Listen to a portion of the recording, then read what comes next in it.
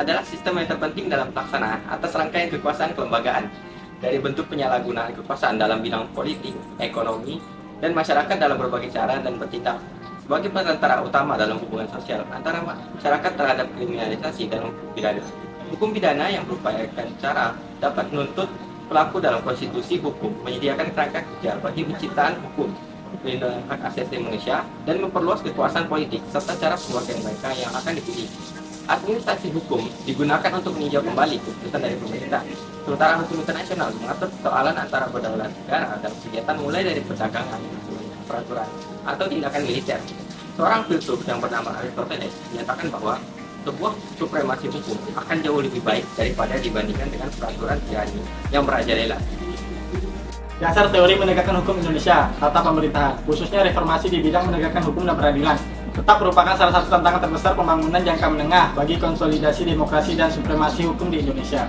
Selama era reformasi yang dimulai sejak tahun 1998, berbagai upaya reformasi peradilan telah dilakukan, tetapi perubahan secara sistematis yang berdasar bagi atau dari lembaga-lembaga penegakan hukum di mana kepolisian dan lembaga peradilan itu dipandang sebagai lembaga terkorup di Indonesia.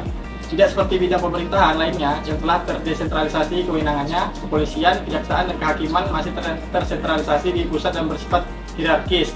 Dalam upaya untuk menciptakan sistem peradilan yang lebih independen dan dapat dipertanggungjawabkan serta mendukung supremasi hukum, pemerintah membentuk sebuah lembaga baru bernama Mahkamah Konstitusi dan jajaran lembaga pengawas independen untuk reformasi peradilan, yaitu Komisi Pemberantasan Korupsi atau KPK.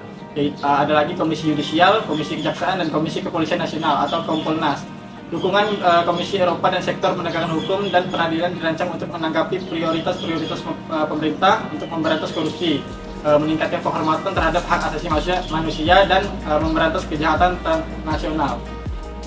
Selanjutnya ada tujuan menegakkan hukum di Indonesia. Jadi terdapat dua pernyataan penting dari Teven, seorang ahli hukum dari Belanda. Yang pertama itu aparat penegak hukum yang diwakili hakim, jaksa, dan polisi memiliki peran penting dalam menegakkan hukum untuk memberantas kejahatan, bahkan walau tanpa undang-undang. Tentu saja dalam kondisi saat ini tidak mungkin menegakkan hukum tanpa ada dasar aturan tertulis. Yang kedua, pernyataan tanpa undang-undang sekalipun menunjukkan bahwa hukum tidak harus selalu dimaknai sebagai undang-undang. Tidak adanya undang-undang tidak berarti tidak ada hukum. Konsekuensinya, menegakkan undang-undang tidak selalu sama dengan menegakkan hukum.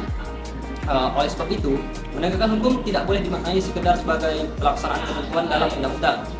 Menegakkan hukum harus diabdikan untuk mencapai tujuan hukum itu sendiri, yaitu keadilan, kepastian, dan kemanfaatan. Ketika tujuan hukum tersebut bermuara pada terwujudnya tertib kehidupan bermasyarakat, berbangsa, dan bernegara, ketertiban hanya akan tercapai jika ada keadilan, kepastian, dan keputusan hukum yang bermanfaat dalam pelaksanaannya. Mungkin saja terdapat kondisi atau peristiwa di mana pelaksanaan aturan ternyata menimbulkan ketidakadilan, bahkan mengganggu ketertiban sosial.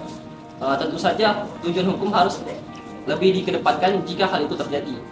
Untuk itulah aparat penegak hukum dibekali dengan kewenangan diskresi dan tentu saja harus memperhatikan etika menegakkan hukum. Nah, dari beberapa penjelasan yang telah dijelaskan oleh rekan-rekan saya sebelumnya, terdapat poin-poin yang dapat disimpulkan, yaitu hukum adalah keseluruhan asas dan kaidah yang mengatur pergaulan hidup manusia dalam masyarakat. Juga meliputi lembaga institusi dan proses mewujudkan kaidah tersebut dalam masyarakat.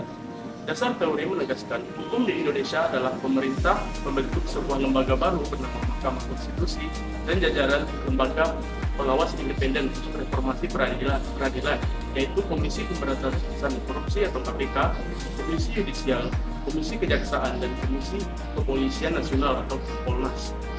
Ketika etika menegaskan hukum menjadi penting untuk mencegah terjadinya gesekan antara aparat penegak hukum, menegakkan hukum harus diabdikan untuk mencapai tujuan hukum itu tersendiri, yaitu keadilan, kepastian, dan kemanfaatan.